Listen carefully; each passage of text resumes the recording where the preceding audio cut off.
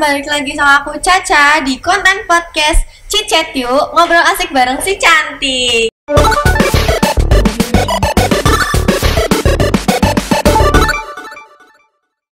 Jadi kali ini aku lagi sama Dokter Ozi. Oke, Mbak Caca. Iya, ini boleh dok diperkenalkan dulu. Halo teman-teman, saya Dr. Ozi. Apa lagi nih perkenalannya nih? Praktek di mana? Oh ya, dokter? praktek saya di Puskesmas Cilacap Selatan 2 (TPC) sama di Klinik Indira. Rumah saya di Taman Gading, Jalan Kalimantan. Oke. Dokter sebagai dokter umum ya dok? Ya, untuk saat ini masih dokter umum. Dokter kalau boleh tahu udah berapa lama nih dok jadi dokter? Saya masuk Cilacap berarti udah ada 3-4 tahun, mau 4 tahun ini. Oh, mau 4 tahun Iya. ini. Pada awalnya dokter emang udah cita-cita jadi dokter? Iya, dulu cita-cita pasaran, anak kecil mau jadi dokter, akhirnya terjadi juga. Alhamdulillah. Akhirnya ya, buat teman-teman never give up ya, dokter. Harus semangat teman-teman kalau yang mau jadi dokter. Tuh dengerin. Iya. Jadi dulu dokter kuliah di mana? Saya kuliahnya dulu ngambilnya di Lampung, Universitas Malahayati di Bandar Lampung. Memang kebetulan dulu SMA saya itu di Purwokerto, sekalian di pondok pesantren di sana Purwokerto. Memang lepas SMP saya SMP 3 dulu, karena dekat rumah, aslinya kan Jalan Duat. Oh, jalan. Iya, asli Jalan Duat, orang tua di Jalan Duat, SMP-nya kan dekat SMP 3. Setelah itu coba sekalian ke pesantren di Purwokerto. Setelah itu selesai, langsung geser ke Lampung kuliah di sana. Kenapa sih dok? Di Lampung kuliahnya kan di Jogja, Solo gitu kan banyak. Iya, karena dulu saya satu termasuk telat. Mau coba dulu namanya kan apa, UMPTN, apa bagi saya itu kan UMPTN. Terus saya coba ke beberapa universitas favorit lah ya, gitu kan, kedokteran juga, tapi ternyata gagal. Terus saya dapat informasi ada yang di swasta masih buka. Ya udah, tapi masuknya gelombang 3. Udah tahu kan kalau gelombang 3 pasti kan biayanya lebih mahal, tapi memang waktu itu pada dasarnya dibanding kuliah-kuliah yang di Jawa, dari luar Jawa termasuk, ada selisih memang harganya. Jadi ya udah, saya di Lampung aja pas sekalian naik kapal ke sana kuliahnya kan. Berarti di sana benar-benar sendirian dok? Ya, di sana sendirian. Ya ada teman-teman sih di sana, banyak kan sendirian. Maksudnya keluarga nggak ada. Keluarga. Iya. Setelah itu dari Lampung selesai, terus kan saya nikah istri di Tegal, stay di Tegal. Gitu. Sempat jadi warga Tegal. Setelah itu udahlah, pengen dekat sama orang tua, pulang ke Cilacap, boyong semua. Iya. Pasti rindu juga ya dok ya. Nah, apalagi ini dokter berapa tahun dok? Studinya gitu. Kalau studi saya lama mbak, ya kan, karena saya termasuk dalam artinya dulu itu gimana, aktif dari organisasi kan ya. Jadi memang saya harus terima ambil resiko gitu kan, jadi sering kemana-mana, ninggalin kuliah. Untung aja swasta, jadi nggak ada istilah DO kan, paling biaya aja yang masih terus berjalan. Setelah itu udahlah, dapat pecut dari orang tua, dicambuk, dijewer, akhirnya ya sudah lah, mau gimana lagi, akhirnya pelan-pelan merintis lagi, stabil semua, akhirnya bisa perkuliahan lagi, selesai juga. Gitu. Ambilnya emang dokter umum? Ambilnya dokter umum, ya. Terus gini dok, saya penasaran Ya. antara dokter umum sama dokter spesialis itu tuh lama waktu studinya tuh sama nggak sih dok? Kalau secara normal ya, gitu kan, studi normal beda.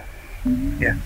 Biasa kalau sekarang kan kalau sekarang udah mulai beberapa tahun ini kurikulumnya itu sudah beda kan. Kalau sekarang itu berbasis kompetensi, mungkin juga fakultas lain mungkin sama. Jadi kalau sekarang kan tidak ada SKS kita.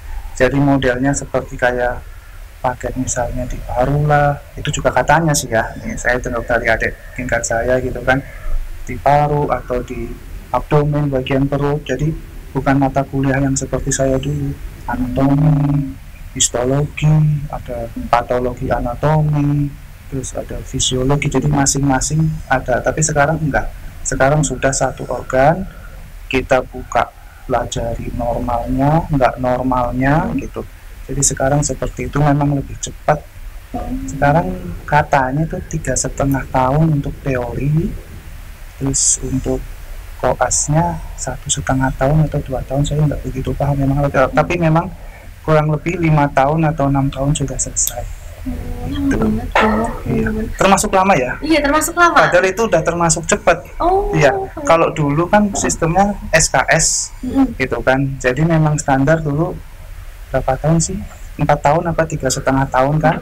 Terus kita koasnya itu paling nggak 2 tahun. Jadi itu memang 6-7 tahun.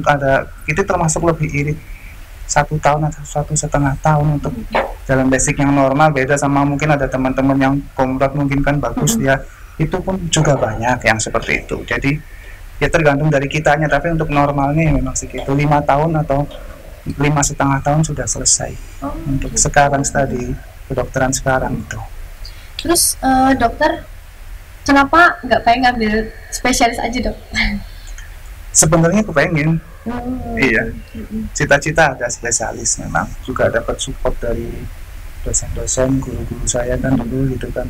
Setelah selesai gitu kan, nanti cari beasiswa kalau bisa, kalau nggak bisa ya menabung kuliah spesialis ya kan. Nah, tapi setelah saya juga pengen, cuman kan setelah menikah beda kebutuhannya gitu kan. Jadi ya udahlah, syukur-syukur ada yang mau sponsorin kan. Loh, bisa juga. Iya, benar Dok.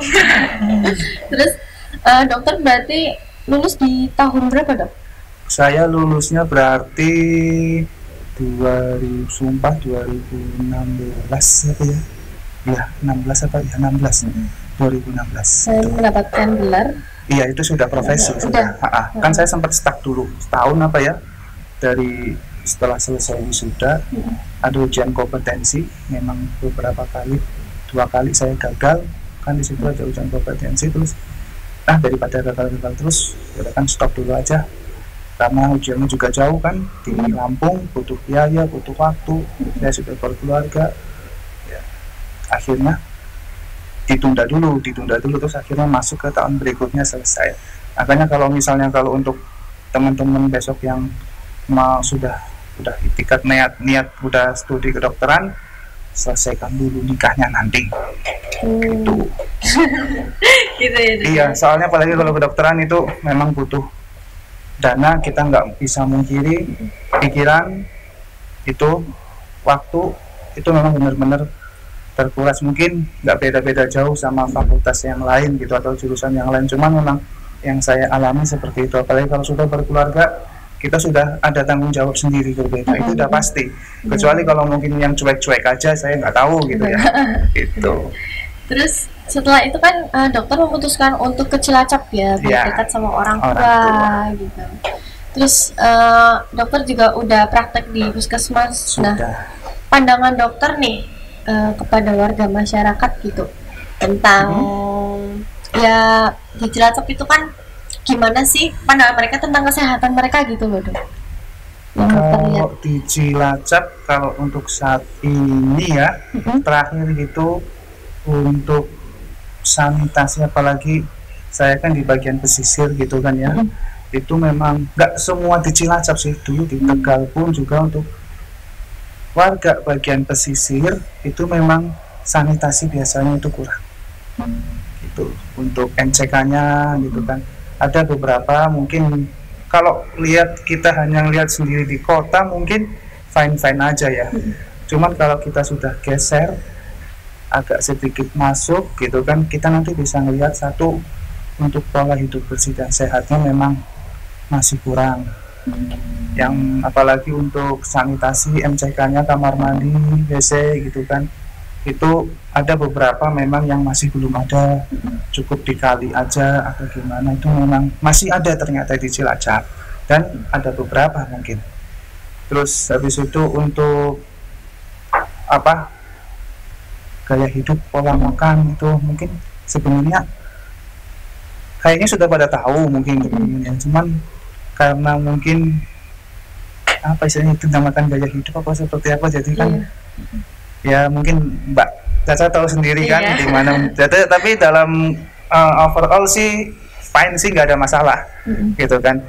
Cuman kalau dilihat kita dari sudut pandang medis seperti ini ya termasuk kurang tepat. Tapi kalau untuk secara global awam ya baik-baik aja. Karena memang terkadang masih banyak yang cuek akan cuci tangan, cuci kaki gitu. Iya. Ya. Apalagi sekarang dengan pandemi ini kan beresiko. Terus tapi ada hikmahnya juga loh Mbak. Ya kan, kita jadi sering cuci tangan, Iya. ya kan, jaga kebersihan. Orang-orang sering bawa hand sanitizer gitu kan, pakai masker gitu kan. Jadi saya juga udah mulai ngamati dan mengalami sendiri untuk beberapa kasus pasien yang biasanya dari mulai dulu itu sangat sering untuk kasus ispa atau batuk pilek biasanya gitu kan, sekarang sudah mulai berkurang. Apa karena dari efek pakai masker itu apa ya, saya berpikir seperti itu. Terus sering cuci tangan apa orang-orang gitu kan, atau memang nggak ada yang berani ke dokter karena takut corona gitu. Jadi ada banyak kemungkinan Iya. ya. Tapi saya ngambil pennya aja, mungkin nanti efek dari ini aja lah, masker sama kita udah mulai menjaga kebersihan, cuci tangan itu. Itu juga membuka pikiran tentang masyarakat juga kan, kebersihan ya dokter ya. Iya, betul. Jadi pasti kan orang-orang setelah ada pandemi ini kan pasti aduh takut banget, takut gitu kan. Iya. Jadi kesadarannya tuh meningkat ya dokter ya. Betul itu. Tapi memang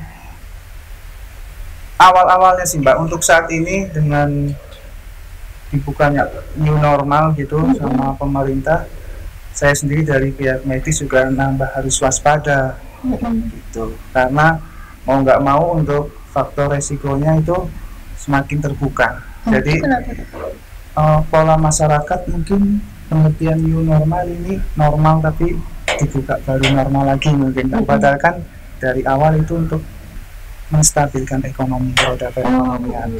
Maksud dari pemerintah mungkin seperti itu. Jadi kan biar ajang perekonomian ini sudah mulai berjalan.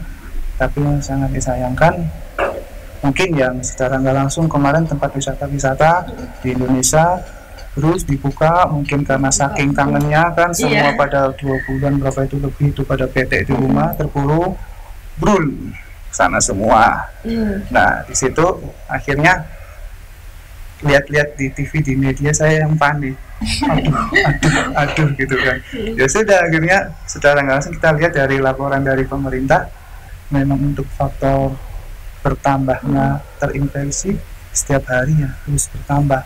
Apa itu karena satu efek new normal, yang kedua mungkin juga sekarang yang diperiksa juga makin banyak. Beda kayak dulu kan kelihatannya kan yang diperiksa kan sedikit.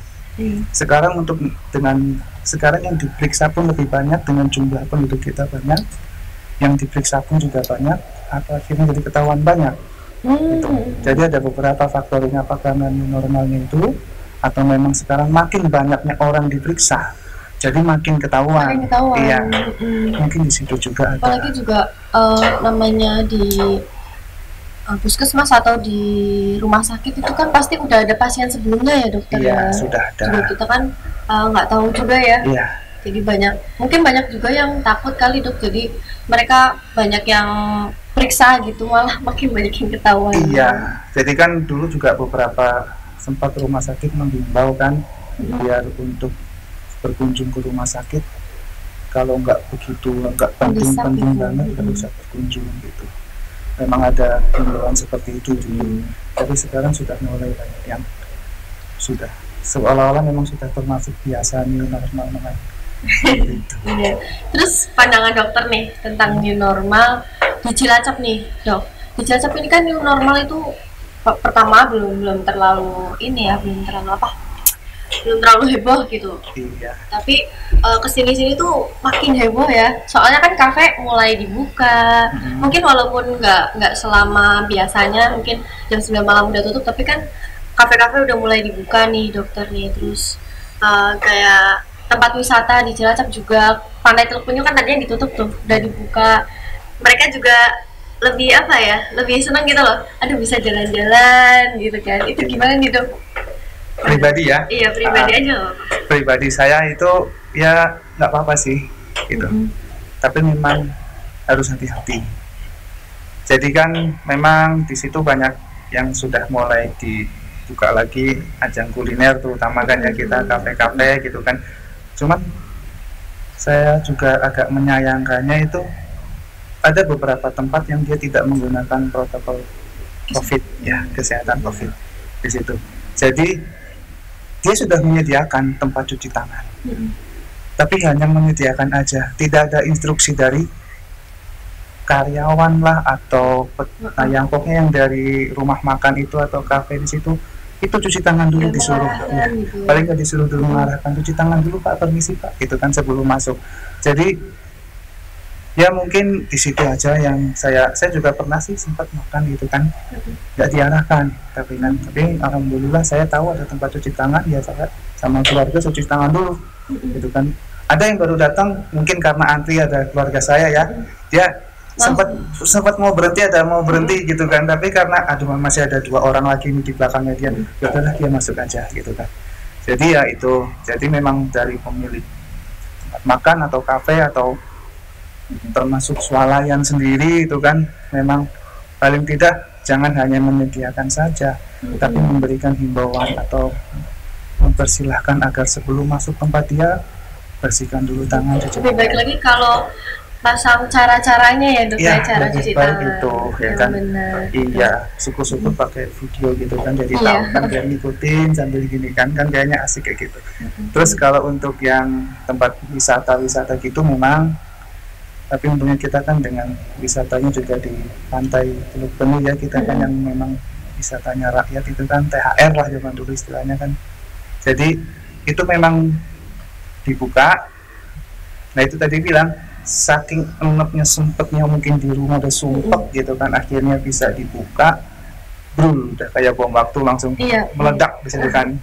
Nah itu memang mau nggak mau kita dari personal kita ya kan, tetap himbauan dari petugas gugus COVID mungkin di situ tetap harus continue, jangan bosan-bosan, walaupun pasti bosan, pasti capek, itu udah pasti, tapi masyarakat kita terutama kan semua aspek pasti terlibat, baik dari manapun. Untuk kita dikasih kasus pandemi seperti ini, memang salah satunya juga kita bisa terus berkomunikasi bersatu antara pihak-pihak terkait biar saling terus berkontribusi, termasuk dari itu ada yang menyumbang, jadi senang juga rasanya gitu kan, ada yang saling memperhatikan gitu kan, dengan tujuannya itu biar masyarakat kita sehat. Iya, gitu. Betul banget. Ya, terus new normal di Cilacap ini dok, membawa dampak positif buat kaum muda nih, kaum muda yang sekarang kan banyak banget yang naik sepeda ya dokter ya, ya betul, sepedaan kan, gara-gara mungkin saking penatnya di rumah dan kurang istirahat, kurang olahraga juga, karena mager-mageran terus di rumah. Itu tuh gimana nih dokter? Iya ya, sepeda sekarang lagi ramai memang, ramai banget. Memang itu kan ada ini juga, sempat juga salah satu olahraga yang social distancing itu bersepeda, salah satunya itu juga bisa gitu kan. Memang bagus kita bersepeda berapa menit atau berapa kilo, setengah jam apa 1 jam, itu udah bagus kalau udah keluar gitu kan.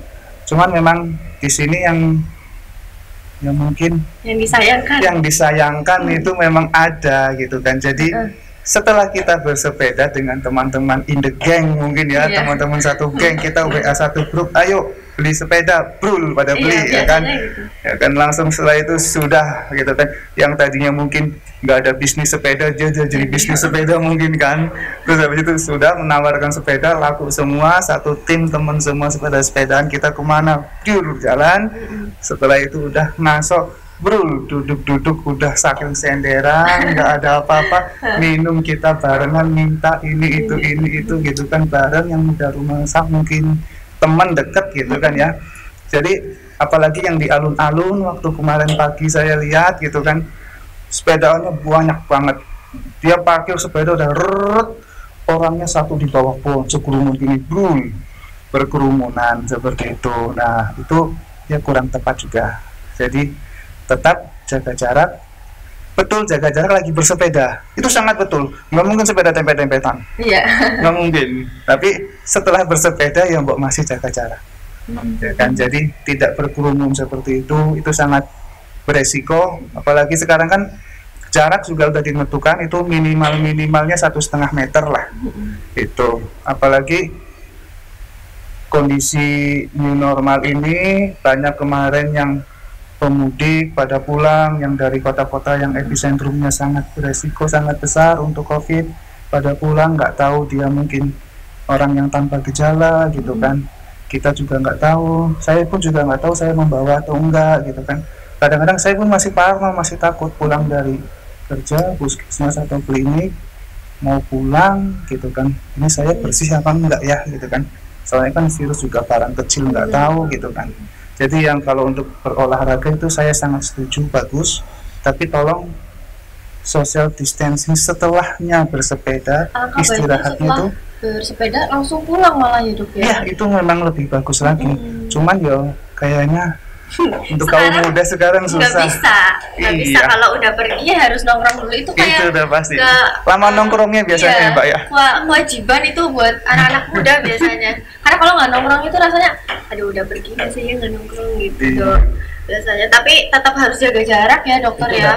Walaupun mau istirahat, mau minum di alun-alun atau di laut, mau ngapain tetap aja minum nggak boleh barengan ya dokter. Minum nggak boleh barengan, duduk sudah, kita sudah ya tetap seperti kita protokol kesehatan COVID itu tetap itu udah harus, kita nyarinya itu bersepeda bukan nongkrongnya. Kalau nongkrongnya ngapain beli sepeda, ngapain pakai sepeda, tinggal janjian baru lagi aja ke situ sudah. Tapi sekarang kan anak muda kan biasanya ngikutin tren gitu loh. Iya. Biasa saya paham. Saya pernah muda. Karena saya masih muda. Tapi saya buat olahraga juga kadang masih agak mager sih dok. Ya. Terus ini nih dok, pengetahuan tentang Cilacap, tentang mungkin kesehatan masyarakat Cilacap nih ya dok ya. Kayaknya banyak yang nggak tahu nih dok. Saya mau nyinggung sedikit tentang HIV di Cilacap ya. Saya pernah dengar sih HIV itu di Cilacap ya. Cilacap itu salah satu tempat yang cukup banyak mengidap. Iya, di Kabupaten Cilacap itu di situ salah satu kabupaten yang andilnya besar untuk kasus HIV/AIDS di Cilacap, di Kabupaten Cilacap ya kan. Kalau di Jawa Tengah nggak salah, kalau nggak kedua ya ketiga di antara itu. Pokoknya ikut peringkat 3 besar waktu itu. Saya ikut pelatihan di Semarang itu ya, tahun kemarin kayaknya. Itu saya pernah pelatihan dari itu di WHO di situ, terus disampaikan bla bla bla materi dari dinas Kemenkes dari provinsi Jawa Tengah, terus Jawa Tengahnya tersebut juga Cilacap termasuk di situ. Jadi memang banyak sekali itu untuk HIV sendiri di Cilacap, termasuk sudah sangat memprihatinkan. Tapi memang setelah ada kasus corona ini jadi agak redup dia karirnya. Sekarang yang karirnya naik itu corona. Jadi nggak terlalu up ya dok ya. Iya, nggak terlalu up. Jadi pasti banyak yang belum tahu dok tentang ini. Iya, padahal sekalian saya mengulas lagi, HIV itu merupakan virus, terutama Mbak, dia dari virus, dia sistem imun kita yang terserang. Itu faktor penularannya itu bermacam-macam, tapi yang jelas dari pertama itu bisa dari penggunaan jarum suntik, narkoba gitu kan, atau dengan plasma darah itu bisa. Terus yang seringnya itu dari hubungan seksual yang berkontak ganti pasangan itu. Terus termasuk yang agak menarik juga di sini itu LSL, jadi lelaki suka lelaki gitu kan, ada pasangan homo LGBT itu ada juga beberapa, itu sangat beresiko.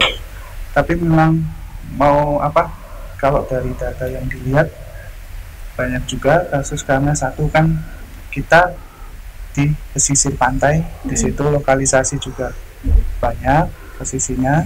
Dimanapun memang waktu itu saya juga bareng ada beberapa kabupaten yang dekat pesisir juga belum banyak ternyata kalau untuk kasus-kasus HIV itu tempat lokalisasi, karena mungkin ada penjajakan seksual ya Mbak ya.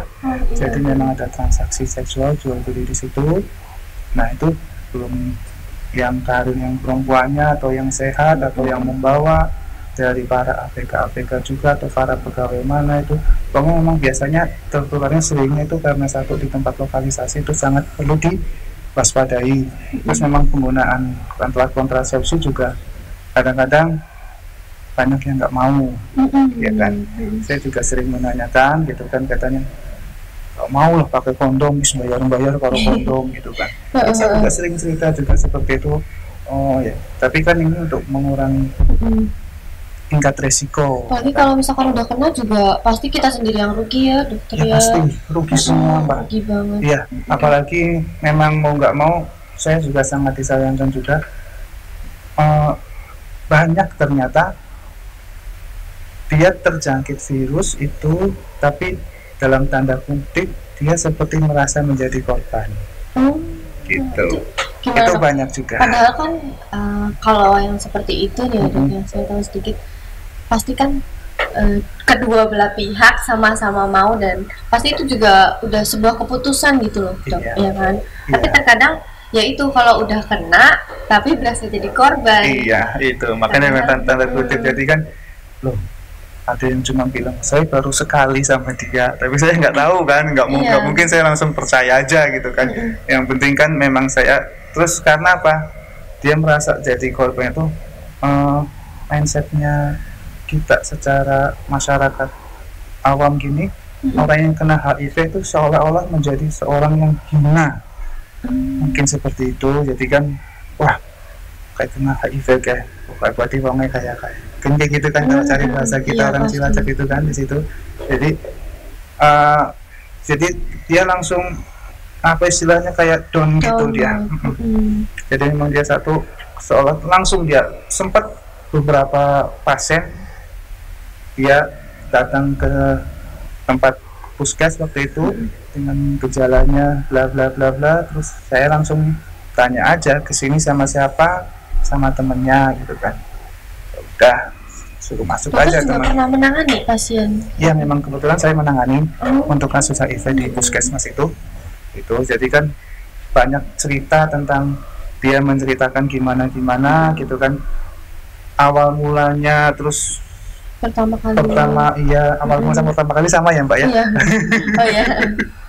Awal mula dari itu gitu kan, gejalanya dia seperti apa gitu kan, terus sampai kok sekarang dia seperti ini gitu kan. Loh kenapa kok dokter bisa langsung menyuruh saya VCT kan nama pemeriksaannya, cek darahnya. Kenapa kok dokter langsung nyuruh saya VCT gitu kan, berarti dokter sudah tahu gejala-gejalanya gitu kan. Ya karena saya tanya dulu dengan siapa datang, terus pekerjaan ya kan. Akhirnya kan masnya buka status ke saya setelah tahu kan bahwa pasangan masnya ternyata ini ya kan. Ya ini dalam arti sesama laki-laki gitu kan. Itu pun saya juga harus menanyakan masnya setia nggak sama laki-laki ini tuh. Ada yang bilang ya saya juga sempat ganti juga gitu kan. Ya yang ganti itu ya diuber sama kita. Takutnya dia juga dicari juga. Sampai iya sama itu ya. Jadi kita ya hampir sama kayak COVID inilah. Dia kontaknya sama siapa aja kita kejar dulu. Gitu. Kita periksa untuk mencegah lebih takutnya dia karena belum tahu ya kan. Apalagi sekarang kan yang lebih bahaya lagi memang ada, tapi kan sama kita sudah bikin aturan juga, udah ada kita juga udah ada sanksi hukumnya di atas materi juga. Sebelum kita memulai pengobatan dia juga harus bisa melakukan pencegahan, jangan mentang-mentang jadi dia itu sudah terinfeksi tapi dia malah menularkan ke orang lain, termasuk kriminal. Di situ sudah ada, memang kita sudah bikin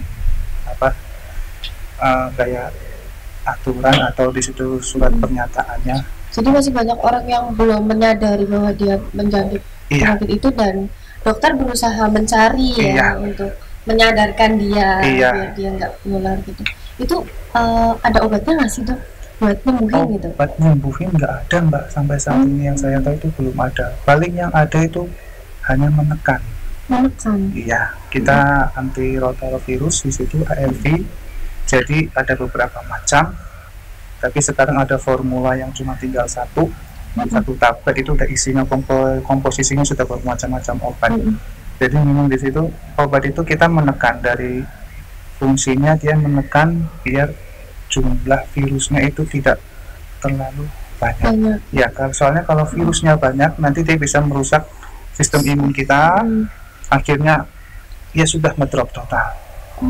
Jadi kan dari sini, dari obat itu sendiri dia hanya menekan dan nantinya tujuannya itu tidak menularkan. Jadi memang kalau minum obat itu misal yang mau punya anak, berarti anaknya bisa terjangkit gitu? Ya. Menikah seperti biasa bisa. Ya, tapi memang sebelum menikah kita harus ada pemeriksaan namanya viralud, di situ biar kita tahu jumlah virus ini berapa toh, gitu kan. Masa sudah minum obat berapa lama mbaknya? Oh, saya sudah 1 tahun lebih dok minum obatnya. Full terus minum ya? Iya, gitu kan. Sudah, kita lihat dulu, kita tetap rujuk ke rumah sakit kan, sistemnya di sini merujuk ke rumah sakit RSUD. Jadi kan kiblatnya rujukannya ke RSUD semua. Jadi nanti dari sana baru dicek viraludnya. Setelah itu sekiranya memang sudah aman, nanti dari biasa itu. Misal nih dok, sekalinya nggak minum obat itu, apa yang bakalan terjadi sama orang itu? Kalau apa yang bakal terjadi, kalau secara fisik keluhan itu nggak ada signifikan kalau baru sekali minum obat gitu ya. Jadi memang harus continue ya. Terus-terusan gitu. Iya, ada beberapa yang sudah kemarin baru datang, ada hampir setahun dia nggak minum obat. Akhirnya dia kembali ke jalan yang benar, saya katakan kan. Dia mungkin stres nih, memang pertama kan tekanan, dia juga belum open status ke keluarga. Belum open status karena mungkin rasa malu, rasa takut dengan orang tua, dengan keluarga. Akhirnya dia dengan alasan mungkin keluar kota merantau bekerja bagaimana gitu kan. Tapi yang sangat disayangkan dia nggak bawa obatnya, cuman nggak diminum. Ada yang baru datang dia bilang nggak minum obat, sekarang keluhannya sudah seperti ini. Aduh, bikin nambah aku maning toh mas gitu kan. Harusnya memang harus diminum terus itu selama-lamanya, selama nafas masih berhembus, selama-lamanya.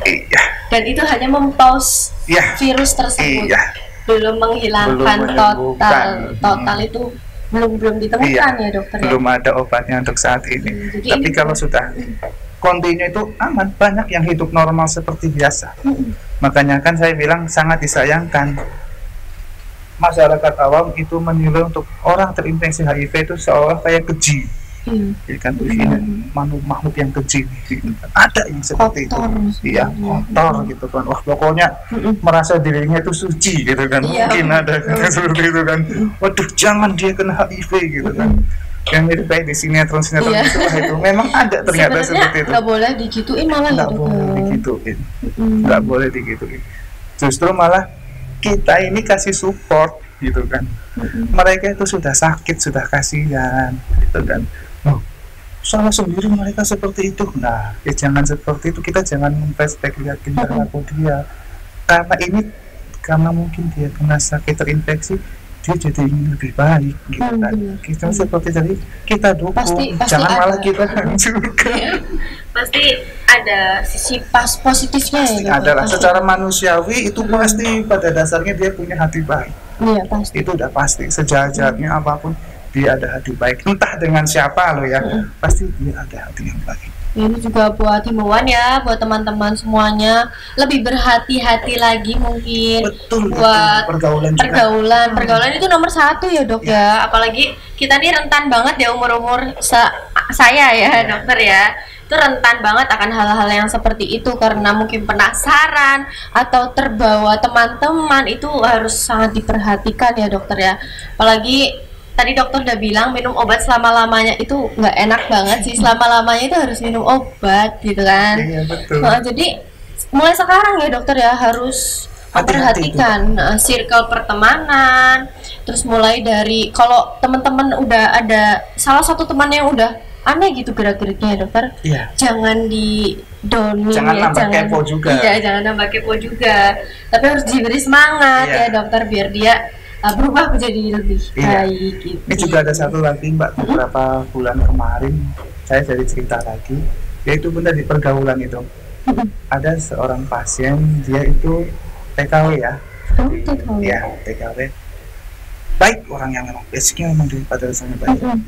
Di sana sudah dia menceritakan nggak ada masalah, bekerja, sholat, ibadah dia rutin, enjoy baik. Itu tadi salah pergaulan itu. Terus dia ada sedikit kesangkut suatu persoalan problem pribadi. Kalau lah cara bahasa ini ya kan anak muda zaman sekarang kan, ya di situ udah di sana kan ada gengnya sesama TKW kan ya. Akhirnya yuk kumpul bareng gitu, kumpul bareng. Terus katanya di loteng di atas di tempat dia, tempat temennya dia, udah ternyata dia pakai narkoba teman-temannya. Jadi satu geng itu udah pakai narkoba. Kebetulan dia lagi galau ini coba gitu kan. Jadi enak mumetnya jarene sama-sama orang ini aja, orang Jawa juga tapi ada Jawa Timur gitu kan. Dan mumetnya bisa hilang gitu kan. Dia karena lagi kalut galau gitu kan.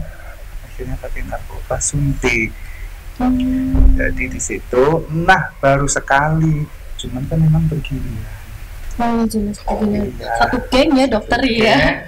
Akhirnya dia tes kok sistem imunnya menurun, sering sakit-sakitan, gimana akhirnya diperiksa di sana, akhirnya sudah HIV positif HIV. Di situ. Dan cuma dia atau satu gerombolan geng itu sudah? Dia nggak mau tahu. Oh. Itu udah biarin aja. Ya, gitu. Katanya seperti itu. Dia menceritakan ke saya seperti itu. Saya hanya dengar cerita dari pengalaman dia aja. Kok bisa sih gitu kan?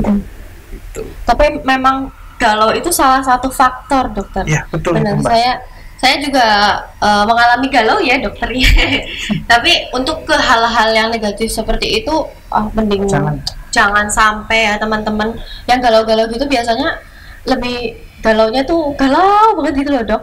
Jadi pasti mikirnya naik kelas aja sampai gue ngobat terus sampai ke ngobat sampai apa gitu. Apalagi kalau misalkan udah minum itu bareng-bareng gitu loh dokter gitu. Itu juga termasuk kalau bisa dihindari banget ya dokter. Tetap dihindarin. Faktornya satu, kita sebagai orang yang beriman dari agama manapun juga nggak boleh kan ya. Itu. Yang kedua faktor kesehatan.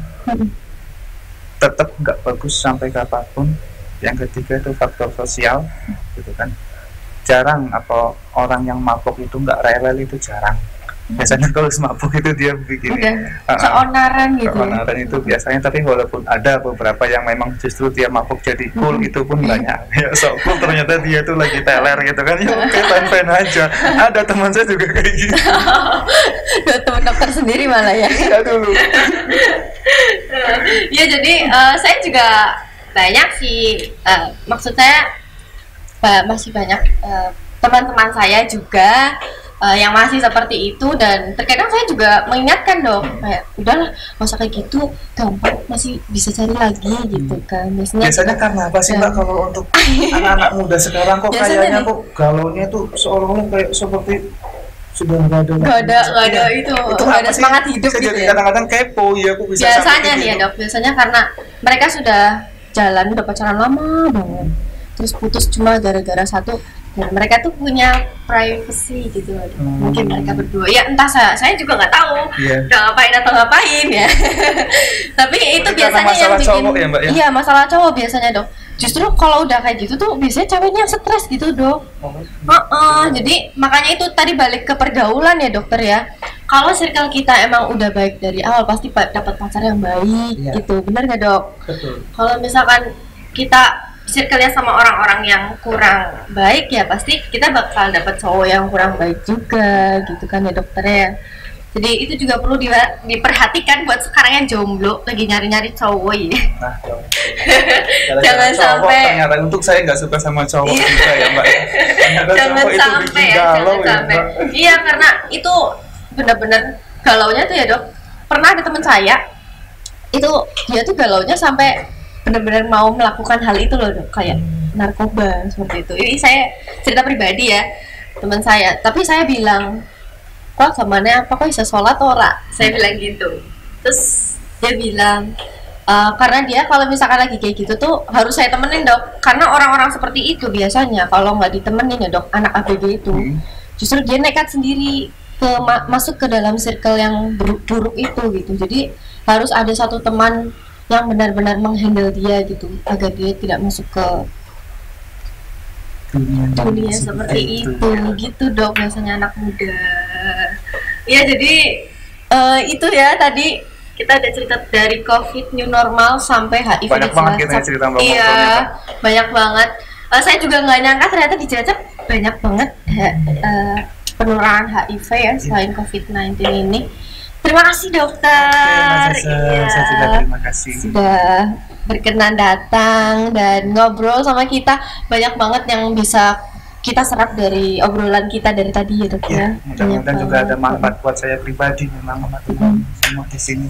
Ya dokter, mungkin ada yang ingin disampaikan ke teman-teman di rumah tentang kesehatan atau tentang kesehatan untuk saat ini. Tetap teman-teman, satu, PHBS ya, pola hidup bersih dan sehat, itu yang pertama. Yang kedua itu selalu gunakan masker pada keluar rumah, jangan lupa cuci tangan, pakai sanitizer, jaga jarak kita, social distancing untuk pencegahan COVID-19 ini. Iya, itu tadi pesan dari dokter. Iya. Kasih dokter. Oke, sama-sama. Iya. Buat teman-teman yang mungkin punya rekomendasi, aku akan mengundang siapa lagi, dan atau teman-teman mau bikin nih, dokter mau bahas tentang apa, boleh banget komen di bawah ya. Mungkin ada yang penasaran kali tentang dokter ini kalau misalkan sakit ini tuh gimana sih, boleh banget komen di bawah. Nanti kita bisa atur jadwal lagi ya dokter ya buat membahas. Iya benar banget. Jangan lupa like, komen di bawah, dan subscribe.